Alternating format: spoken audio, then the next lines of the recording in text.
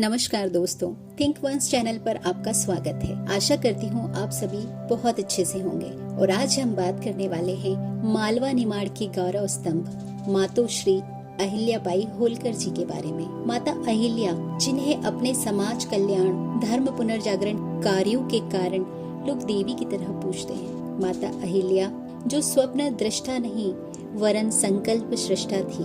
माता अहिल्या जो शिव की अनन्य भक्त थी।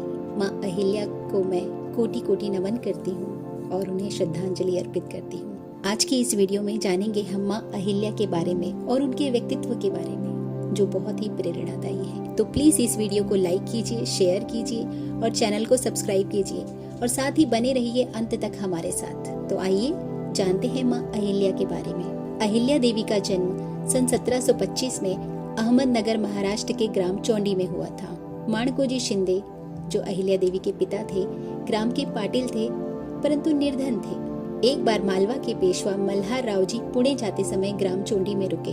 यहाँ उन्होंने 8 साल की अहिल्या को गरीब असहाय लोगों को निष्ठापूर्वक भोजन करवाते देखा तो तुरंत ही उसे अपने पुत्र खंडेराव के लिए बहू के रूप में पसंद कर लिया। सन 1733 में खंडेराव के साथ विवाह कर कम उम्र में ही माँ अहिल्या मालवा आ गई। खंडेराव स्वभाव के अधीर और उग्र थे, परंतु अहिल्या देवी ने धीरज से उनका साथ निभाया। ससुर मालेराव जी पुत्र से ज्यादा बहू अहिल्या पर विश्वास किया करते थे। वह उनकी कार्यशैली से बहुत प्रभावित थे। अहिल्या बाई की 2 संतान हुई, पुत्र मालेराव और पुत्री मुग्धा। पति खंडेराव की एक युद्ध में मृत्यु के दौरान वह उनके साथ सती हो जाना चाहती थी, लेकिन उनके ससुर ने उन्हें ऐसा करने नहीं दिया और उन्हें राज कार्य सिखाया। मल्हार राव जब भी युद्ध के लिए जाते उनके पीछे राज कार्य अहिल्या देवी संभालती। सुरक्षा, राजस्व, न्याय, नीति और सामान्य प्रशासन के कार्य वो कुशलता से संभालती थी। मल्हार राव जी की मृत्यु के बाद अहिल्या देवी के पुत्र मालेराव ने शासन की व्यवस्थाएं संभाली और राजपद संभाला, लेकिन 9 माह की अल्प समय तक राज कर सके और उनका निधन हो गया। शासन का कार्यभार पुनः मां अहिल्या के ऊपर आ गया। पुत्र वियोग में उन्होंने इंदौर छोड़ दिया और मां नर्मदा के किनारे महेश्वर में शिव की आराधना करते हुए शासन करने लगी। शिव की उपासना करते हुए एक कुशल शासक के रूप में उन्होंने राज कार्य संपूर्ण निष्ठा से चलाया और 28 बरस तक शासन किया। शिव की अनन्य भक्ति करते हुए उन्होंने संपूर्ण राज्य शिव को समर्पित कर दिया। उनका मानना था, न यह सत्ता मेरी है न यह संपत्ति मेरी है, जो भी है वह भगवान का है। उनकी राज आज्ञा पत्रों में श्री शंकर हुजूर की आज्ञा से लिखा होता था। उनके काल के सिक्कों पर शिवलिंग अंकित थे। वे सभी राजकार्यों को पूर्ण निष्ठा से करती थी। राजकीय नियम कानूनों, सत्य व न्याय के लिए वह अपने पति और ससुर से भी कभी कभी विपरीत हो जाया करती थी और निर्णय लेने की क्षमता रखती थी। उन्होंने पारिवारिक खर्च को कभी भी राजकीय कोष से नहीं किया और इसके कई उदाहरण हैं। अहिल्या देवी जी के शासन में खासगी और सरंजामी नाम के 2 कोष थे।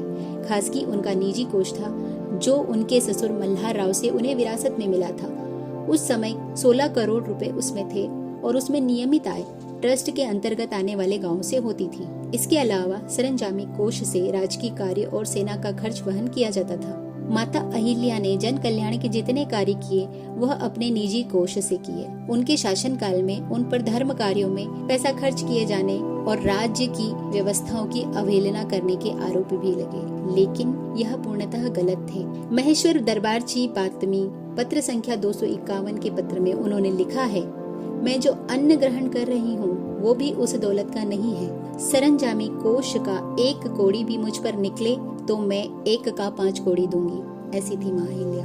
न्यायकर्ता अहिल्या देवी जी न्याय की पक्की थी। न्याय के चलते उन्होंने अपने इकलौते पुत्र के लिए भी मृत्यु दंड का आदेश दे दिया था।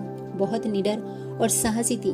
महिला शासिका के रूप में कार्य करते हुए बहुत बार ऐसी स्थितियां बनी कि पड़ोसी राज्य के राजाओं ने उन पर आक्रमण करने की धमकी दी, लेकिन बहुत ही आक्रामकता, उग्रता से और निडरता से उन्होंने 2 टूक में उनको जवाब दिया कि यह संपत्ति मेरे पुरखों ने नाच गाकर या हंसी ठिठोली से एकत्रित नहीं की है। यह राज्य मेरा गौरवशाली राज्य है और इस पर कोई भी आंख उठाकर देखेगा तो वह युद्ध के लिए तैयार रहे।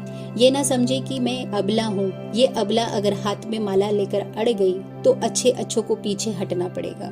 कायदों की पक्की थी। उस समय जमीन बंटवारों के विवाद को निपटाने के लिए उन्होंने 7/12 खसरा नियम लागू किया, जिसमें जमीन की लंबाई में 7 और चौड़ाई में 12 फलदार वृक्ष लगाकर विभाजन करने को कहा गया, जो नियम मालवा और महाराष्ट्र के कई गाँवों में आज भी माना जाता है। व्यापारिक दृष्टि।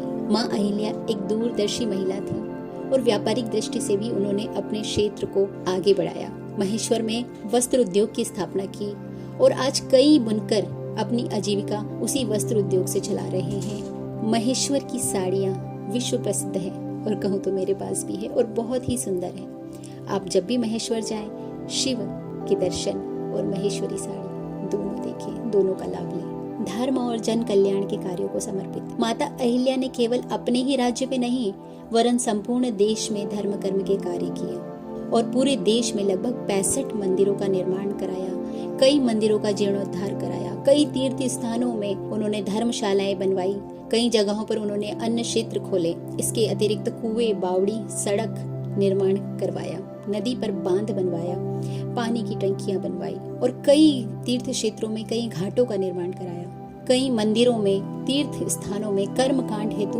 पुजारियों को स्थापित किया और धर्म की पुनर्जागृति का कार्य किया। जब समाज में धर्म को लेकर के अंधविश्वास बढ़ता जा रहा था, अज्ञानता और रूढ़िवादिता धर्म पर हावी हो रही थी, उस वक्त माँ अहिल्या के इन प्रयासों से धर्म के प्रति समाज में नव चेतना जागृत हुई। आज समाज उनके महान कार्यों के लिए नहीं बल्कि निजता को समग्रता के लिए त्याग देने की उनकी भावना से उन्हें महान मानता है। वह चाहती तो अपने निजी कोष को अपने निजी कार्यों, अपने ऐशो आराम के लिए खर्च कर सकती थी, परंतु उन्होंने जन कल्याण और धर्म की पुनर्स्थापना पर इसे खर्च किया। यही उनकी महानता है। माँ अहिल्या के बारे में कई विद्वानों ने कई लेख लिखे हैं। इंदौर की पूर्व सांसद श्रीमती सुमित्रा महाजन द्वारा माँ अहिल्या के जीवन पर आधारित नाटिका मातोश्री लिखी गई। साथ ही अभी आप सोनी टीवी पर पुण्य श्लोका अहिल्या भी सपरिवार देख सकते हैं, जो उनके जीवन वृत्तांतों पर आधारित है। माँ अहिल्या की मृत्यु 13 अगस्त 1795 को हुई। माँ अहिल्या पंचतत्व में विलीन तो हो गई, पर उनकी स्मृतियाँ, उनके महान कार्य भारत के लिए, धर्म की स्थापना के लिए जो उन्होंने किया वो अमिट है, वो अनंत है। उनकी स्मृतियाँ अनंत है। ऐसी माँ अहिल्या को मेरा कोटि कोटि नमन। धन्यवाद।